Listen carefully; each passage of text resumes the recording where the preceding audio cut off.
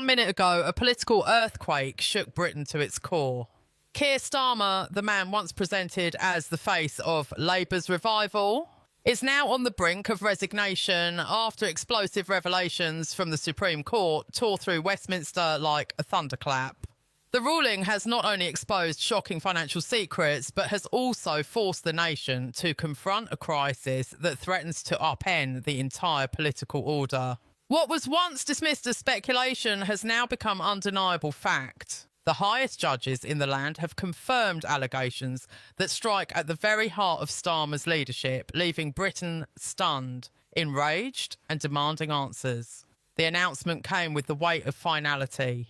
In a move that no one expected, but everyone will remember, the Supreme Court confirmed that Keir Starmer knowingly accepted undisclosed offshore funding, money flowing from industries his party had sworn to fight. Fossil fuels, private healthcare giants, and even arms manufacturers were revealed as the hidden lifelines propping up Labour's coffers. For a leader who promised transparency, integrity and reform, this was nothing short of catastrophic. Within minutes of the ruling, Westminster was thrown into chaos. Phones buzzed in every office, MPs scrambled to make sense of the bombshell, and advisers rushed into emergency meetings as the scale of the scandal unfolded. What began as whispers of misconduct had transformed into a historic ruling with one unambiguous outcome: Starmer must step down. The fallout was immediate and fierce. Social media erupted like wildfire, hashtags demanding Starmer's resignation trending within seconds.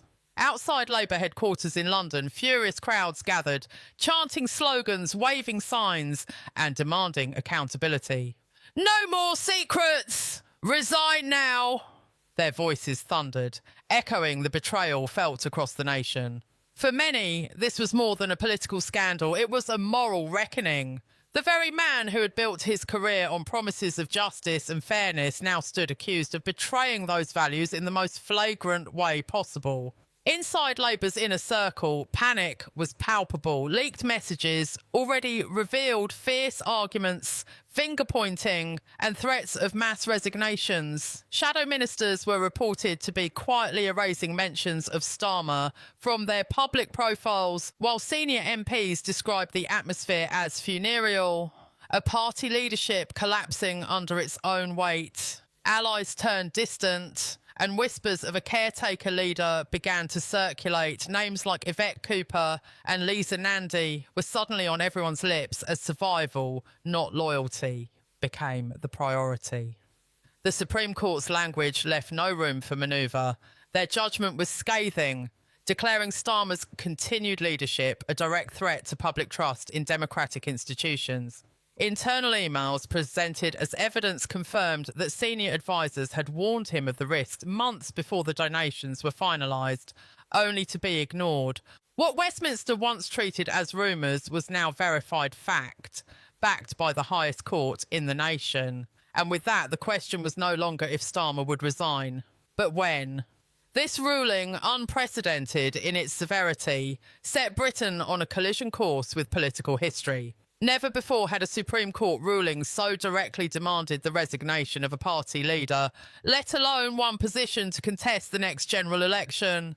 Tory ministers wasted no time in seizing the moment, branding it the greatest political betrayal in modern history.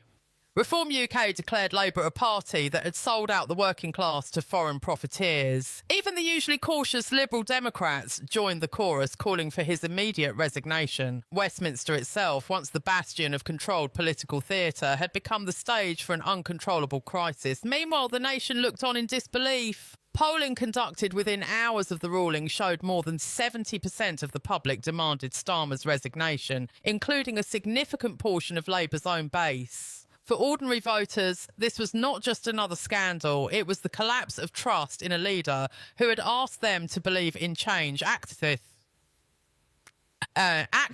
tore up membership cards, grassroots groups mobilised, and protests spread from London to Manchester, Birmingham and Liverpool.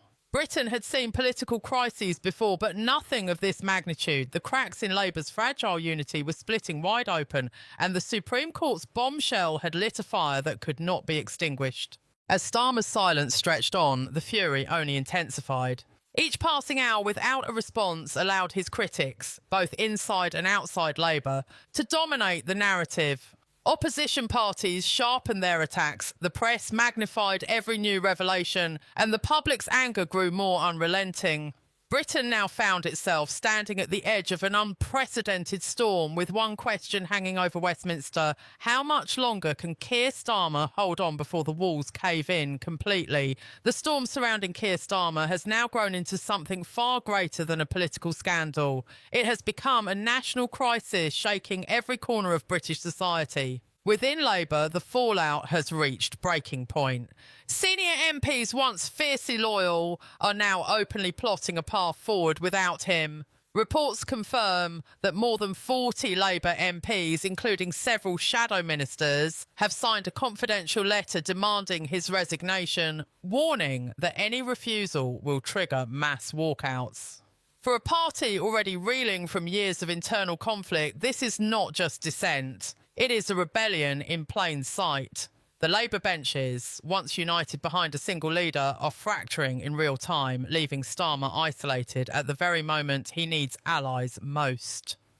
Behind closed doors, the mood is bleak. Emergency meetings stretch long into the night, with advisers split into warring camps. Some urge Starmer to resign swiftly, preserving what little dignity remains and avoiding criminal prosecution. Others push for defiance, arguing that stepping down would only cement the accusations and destroy Labour's chances at the next election.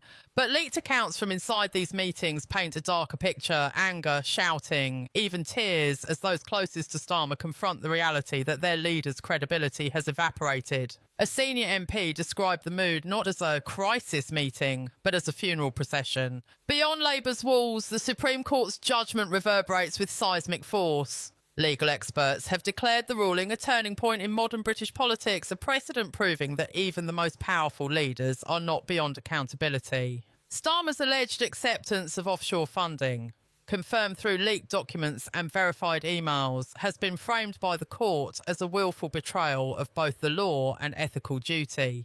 The evidence leaves little room for doubt. Millions funnelled from Cayman Islands hedge funds, routed into Labour's accounts through shadowy networks designed to bypass transparency rules. And at the heart of it all, industries Labour had vowed to fight. Fossil fuels, private healthcare profiteers, arms manufacturers.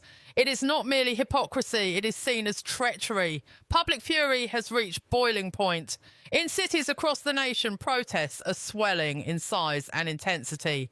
Outside Labour offices in Manchester, Birmingham and Bristol, thousands gather, waving placards with slogans like "No more secrets" and "Starmer out now."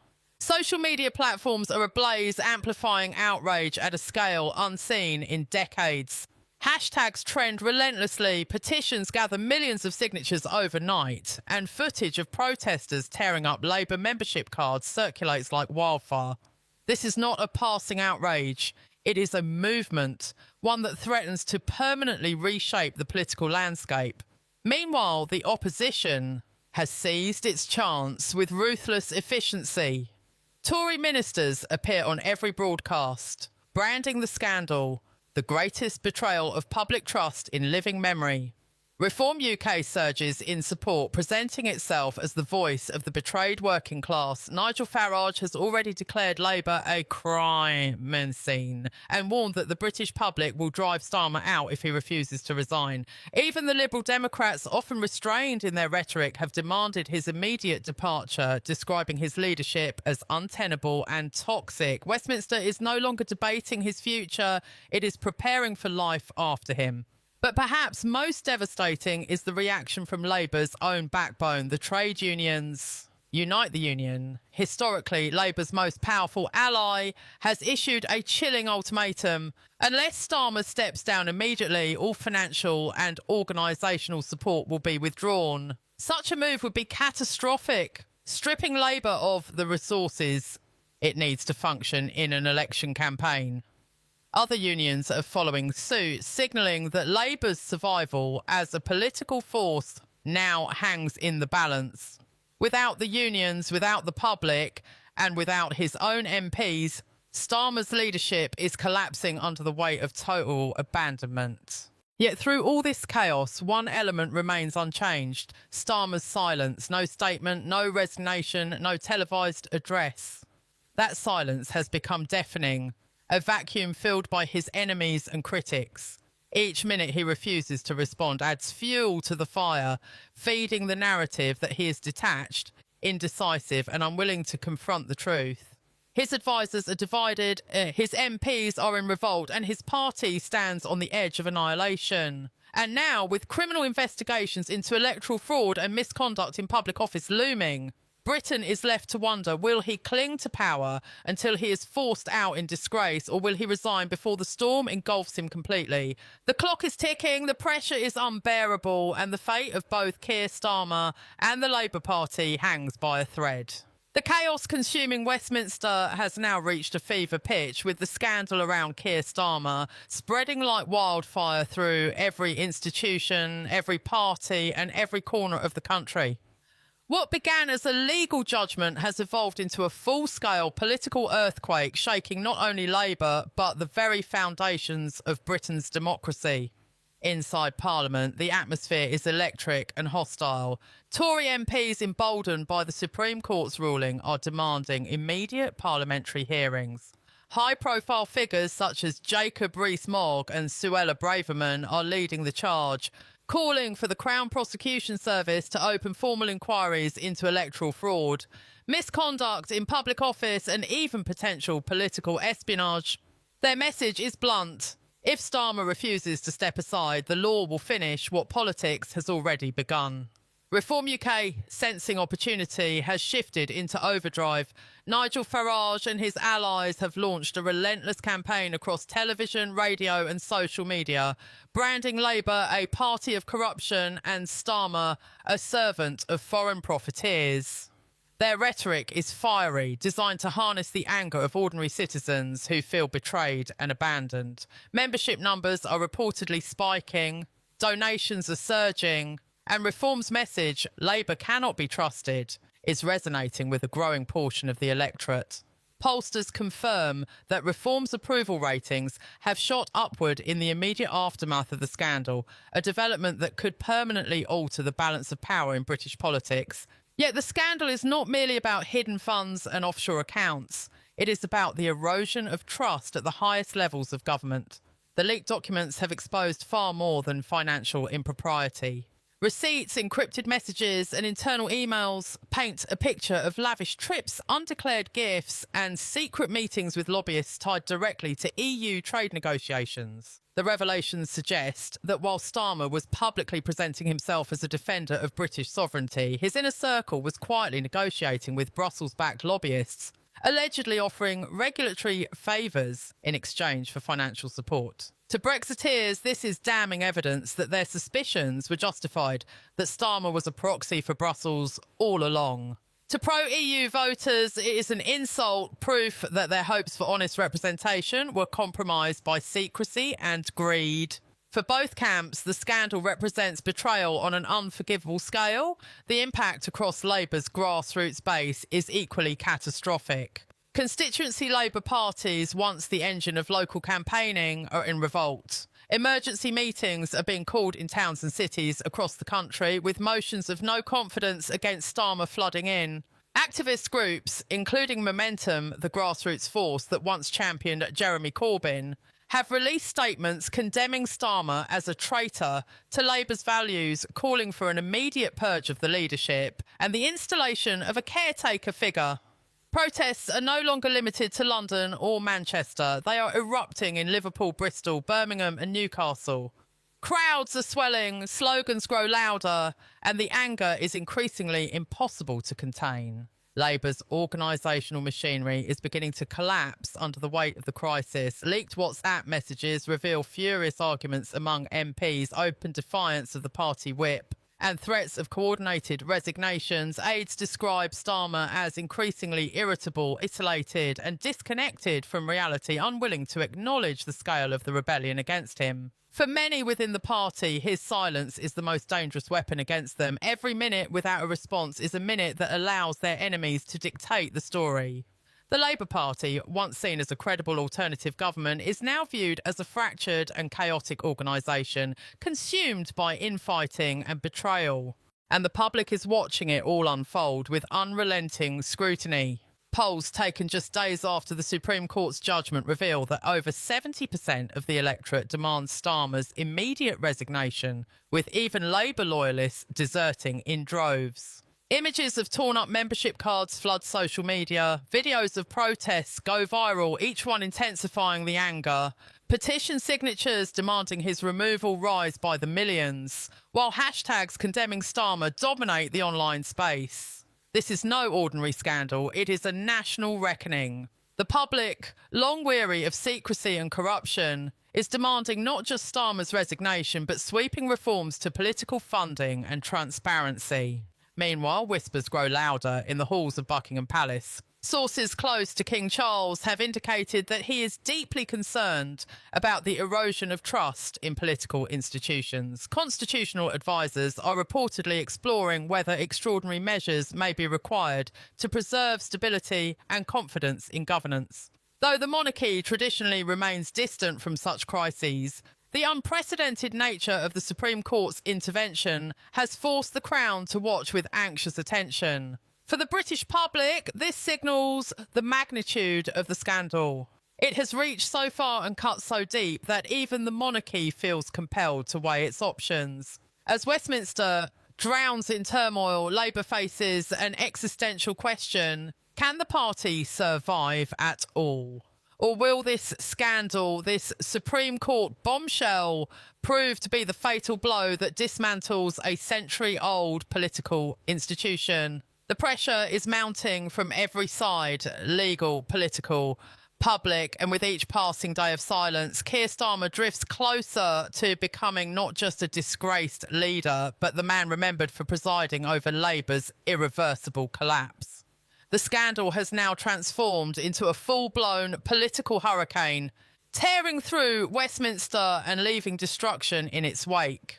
For Labour, the crisis is no longer about one man, it is about survival itself. Senior party figures, once hesitant to speak publicly, are now openly breaking ranks. Cabinet hopefuls are positioning themselves for the inevitable leadership vacuum, while others are quietly plotting escape routes from a party they believe is collapsing beyond repair. Leaked reports reveal that more than 40 MPs have privately agreed to walk out en masse if Starmer refuses to resign, a move that would cripple Labour in Parliament and leave it unable to function as the official opposition. What was once a movement held together by fragile unity now teeters on the brink of implosion. Inside Labour's headquarters, the atmosphere is described as unbearable. Advisors pace corridors, MPs lock themselves in heated meetings, and communication staff scramble to contain the narrative. But every hour brings new leaks, new evidence, and new fury. Documents emerging from the leaked cache continue to reveal damning details. Undeclared luxury trips funded by offshore donors, encrypted exchanges with lobbyists tied to European interests, and payments that appear to have influenced policy debates at the highest level. Each revelation strikes another blow, pushing the party further into chaos and leaving Starmer with fewer allies by the minute. For the unions, the backbone of Labour's strength, the patience has already snapped. Unite the Union has delivered an ultimatum: unless Starmer resigns immediately, all funding, organisational support and campaign infrastructure will be withdrawn. This threat is not idle. Without union backing, Labour's electoral machinery will grind to a halt. Campaign offices will shutter, rallies will dry up, and the party's grassroots network will collapse. Other unions are now lining up with similar warnings, signalling that the wider Labour movement is prepared to cut ties with its leader if he continues to cling to power. The message is stark. Starmer's presence is no longer an inconvenience. It is an existential threat.